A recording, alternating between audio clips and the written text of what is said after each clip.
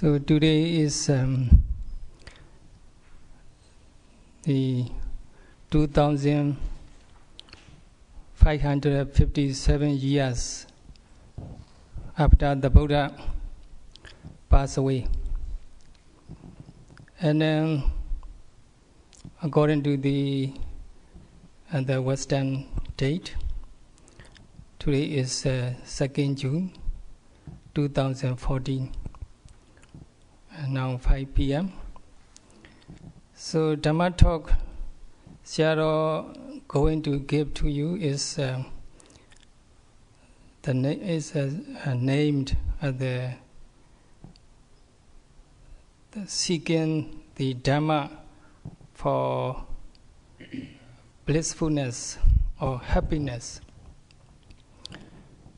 The purpose is to pass you the Buddha's teaching, the Buddha's Dhamma practice, which are passed down from the previous Buddhas to our Buddhas and generation to generation until to ourselves. And then to prolong that such a prestigious, priceless Dhamma, Sayadaw trying his best to give Dhamma, to share Dhamma with you by the name of the seeking the Dhamma for the purpose of the blissfulness or happiness, starting from today for the whole retreat. As you all know, I'm here to teach Dhamma, the retreat, on behalf of Most Venerable Sayadaw Pandita Piwansa. So he's going to give the Dhamma discourses on Satipatthana Sutra, discourses on Satipatthana meditation, to the audience of Dhamma lovers, according to the teachings given by the senior teachers, generation to generation. And even the Buddha himself, he taught this Satipatthana meditation according to the previous Buddhas. So following the previous Buddha's way, our Buddha himself also gave the Dhamma talk on this Satipatthana method. So in the same way, Sayadaw said he's going to give Dhamma talk on this Satipatthana Sutra, the discourse on the mindfulness meditation. So late Venerable Mahasi Sayadaw, he expounded how to practice Satipatthana meditation to the Dhamma lover, so that his teaching style passed down to generation to generation. And then the Buddha himself also claimed explicitly mentioned the invincible benefits we can gain from the Satipatthana practice. The Buddha guaranteed that we can gain benefits from Satipatthana practice. If we follow this Satipatthana method, we will definitely reach the goal we are going to. So Sayadaw, he want all of us to practice Satipatthana meditation as the Buddha taught, so that we can reach the ultimate goal or the complete cessation of the suffering.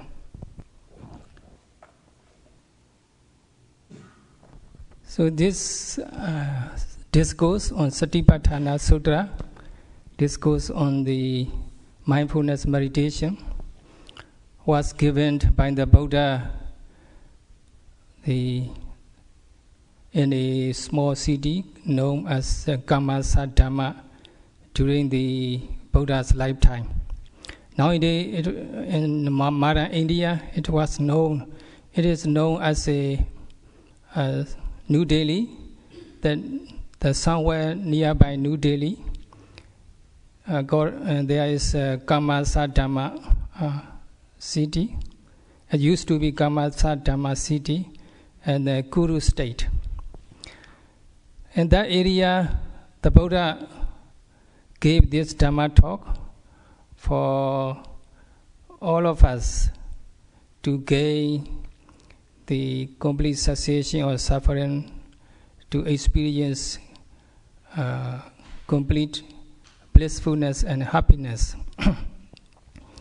In those days, the people in Guru state, they practice this meditation as guided by the Buddha.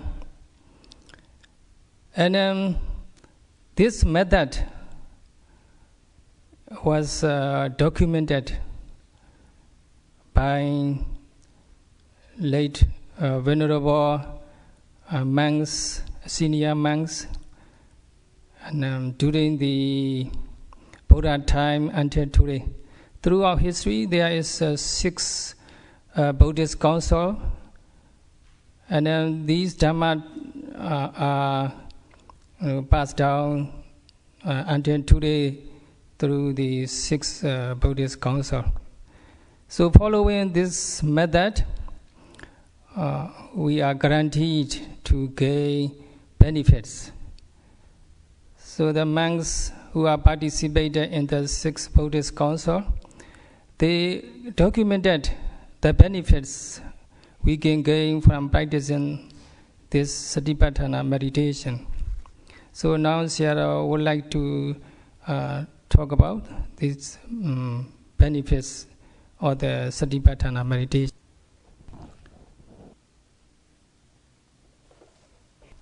The number of monks who attained the enlightenment by practicing this Satipatthana meditation during the Buddha's lifetime in the Dhamma city documented as many as 30,000. 30,000 of monks have been enlightened, fully enlightened, by practicing this Satipatthana meditation.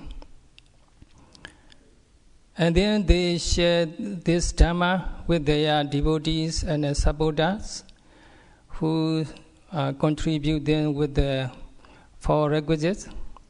So the general supporters and dedicated devotees, they follow the monks' guidance and they practice the Satipatthana meditation. So they also gain the benefits from the practice. And then they share their experience of the Dhamma with their friends and relatives. And according to the sutra, in the Guru state, people are very dedicated to this meditation practice. When they met each other, they ask whether they practice develop mindfulness or not, or whether practice any kinds of meditation or not. If somebody answer is no, and then they were not very happy, and they might say, "Oh, the Buddha came into existence on the planet for the benefits of all humanity, human beings and devas. You luckily born during the Buddha's lifetime, but you failed to practice fail to develop mindfulness, that's waste of your life. Your human life is not worthwhile. So they blame this way. So in this way, people or the guru state, they encouraged each other to develop mindfulness because they themselves experience the benefits of the mindfulness meditation. So this kind of history is documented in the Pali text. So now Sayadaw here to share such a priceless, precious Dhamma with the Dhamma lover here at the TMC, United States, and on behalf of the most venerable Sayadaw U Vannissara.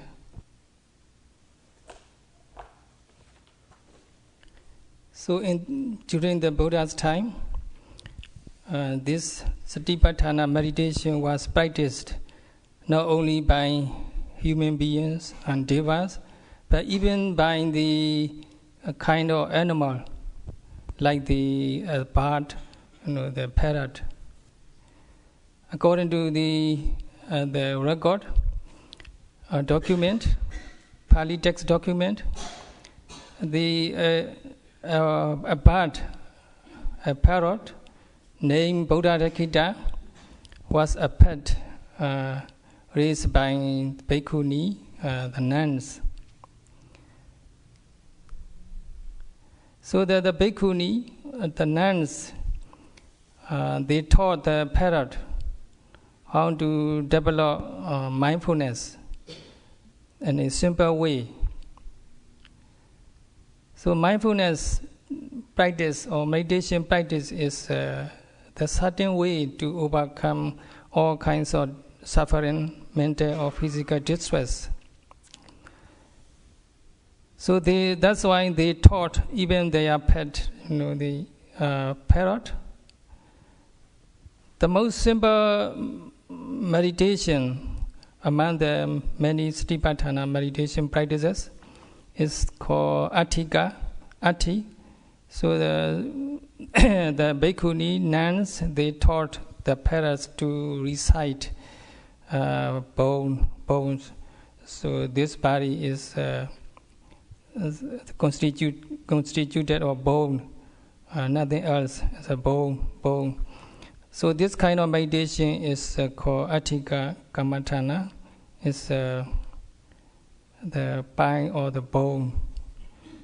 So the parrot, it recite repeatedly, or it's a bone. So the parrot, of course, he didn't know how to develop mindfulness. So that's why the bhikkhuni, the nuns, they taught a very simple method of the meditation, so that the parrot can gain the benefits of the mindfulness, and then he can live worthwhile life, even though he is an animal, a bird. So there's a benefits, certain benefits we can gain from this mindfulness meditation. So the Buddha himself guaranteed these benefits for us. So Sayadaw will explain these benefits. So one day the parrot who learned the meditation on skeleton or bones is always reciting skeleton or bone. So one day the weather is quite cold, so it was sitting in the sun. At that time, a big bird and a kind of eagle, he came down and took it away. And then he was very scared. There is no way for him to get freed. Nothing else to take refuge in, so he take refuge in the Dhamma, or the practice taught by the nuns. So he just continue reciting skeleton, one skeleton, take another skeleton. So ego also skeleton, I am also skeleton. So one skeleton take another skeleton. It's all bones, skeleton or bones, nothing else. So he recites skeleton, one skeleton takes another skeleton. So thanks to this meditation, the ego set it free. And so the nuns, they also felt very sad. Their pet taken away by the ego. So when they are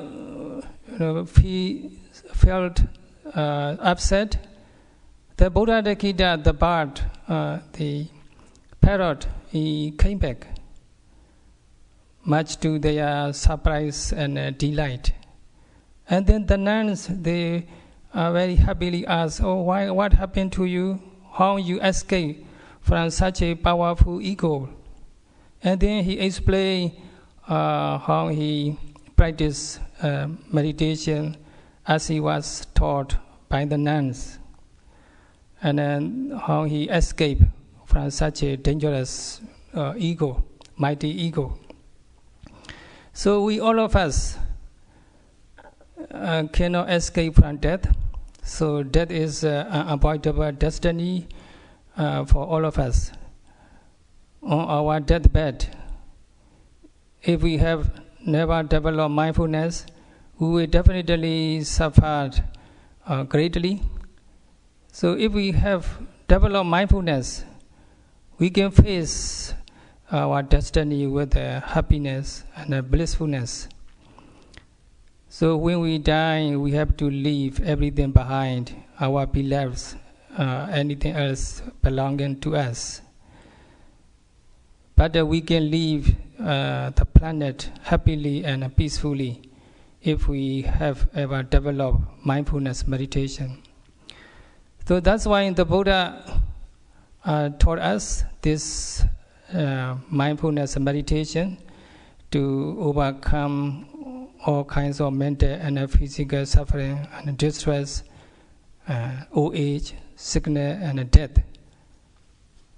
Of course, the ultimate benefits of the mindfulness meditation is Nibbana. So the Buddha guaranteed these benefits for any one of us if we practice, if we develop mindfulness meditation. Now, Sayadaw will explain the benefits of mindfulness meditation. So by developing the continuous mindfulness, the first benefit we can gain is the mental purification. We can purify our mind or the mental defilements. So the Buddha, in this regard, the Buddha gave his Dhamma talk in Pali. So you may not understand the Pali, but the original, authentic teaching, authentic words of the Buddha is a kind of something very precious. And also it is a bliss to listen the authentic words of the Buddha. So that's why Sayadaw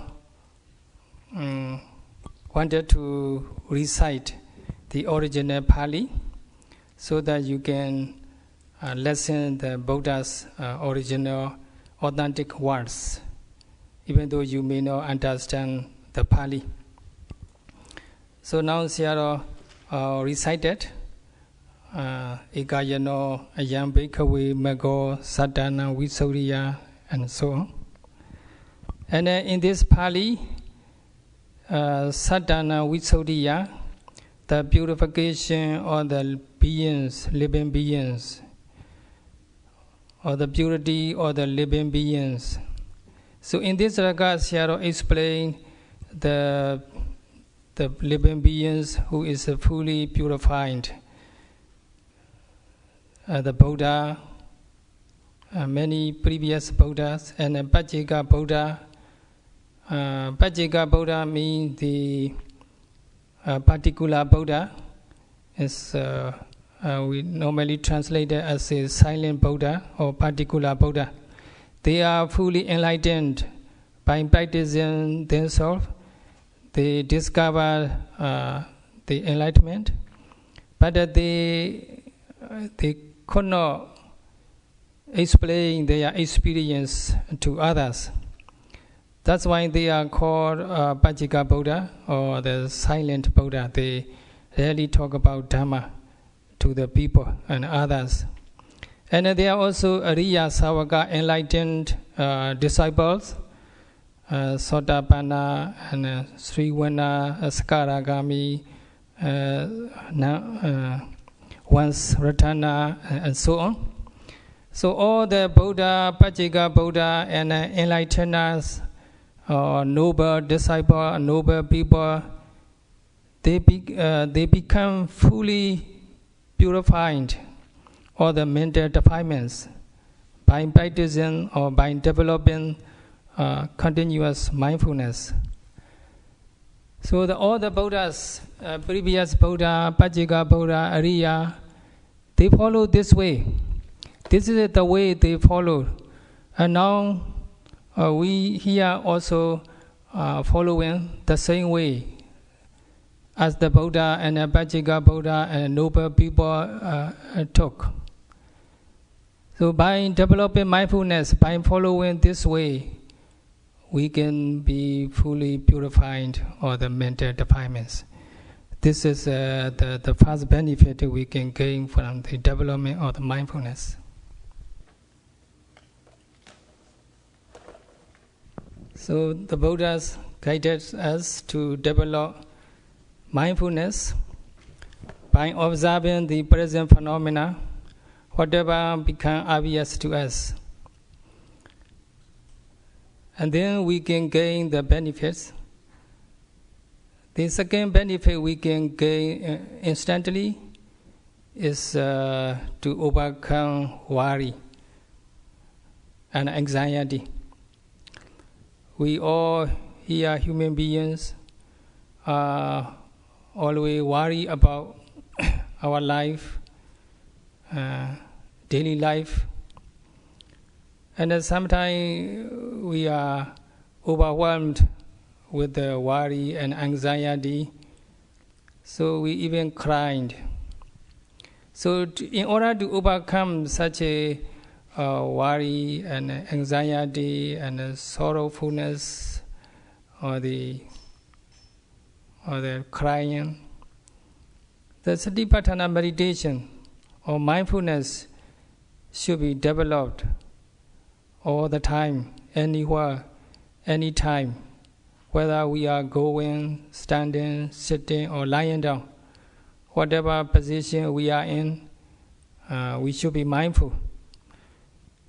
And then we can develop the mindfulness that enables us to overcome worry, sorrowfulness, sorrow, and anxiety.